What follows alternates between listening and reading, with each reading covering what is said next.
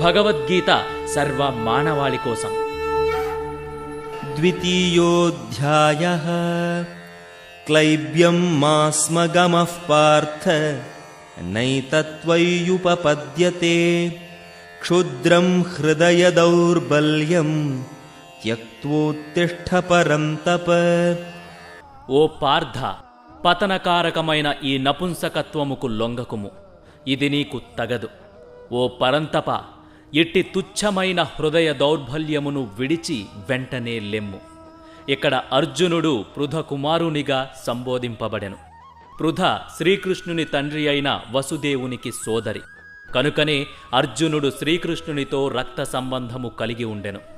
క్షత్రియుని పుత్రుడు యుద్ధము చేయుటకు నిరాకరించినచో అతడు నామమాత్రమునకే క్షత్రియుడగును. అట్లే బ్రాహ్మణపుత్రుడు పాపవర్తనుడైనచో అతడు నామమాత్రముకే బ్రాహ్మణుడగును. అట్టి క్షత్రియుడు బ్రాహ్మణుడు తమ తండ్రులకు తగిన పుత్రులు కాలేరు. కనుకనే అర్జునుడు అయోగ్యుడైన క్షత్రియ పుత్రునిగా ఉండుటను శ్రీకృష్ణుడు కోరుకొనలేదు. అర్జునుడు శ్రీకృష్ణునికి మిక్కిలి సన్నిహిత మిత్రుడు.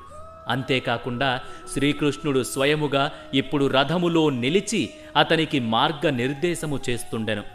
ఇన్ని అవకాశములు ఉన్నప్పటికీ అర్జునుడు యుద్ధమును త్యజించినచో అతడు అపకీర్తి నార్జించుకొను కార్యమును చేసిన వాడగును. కనుకనే శ్రీకృష్ణుడు అట్టి ప్రవృత్తి అర్జునుని వ్యక్తిత్వముకు తగదని చెప్పెను.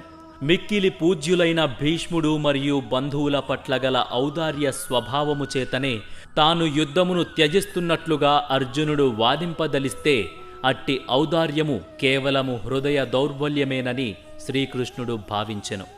ఏ ప్రామాణిక వ్యక్తి అయినను అజ్ఞానముతో కూడిన అట్టి ఔదార్యమును ఆమోదించడు.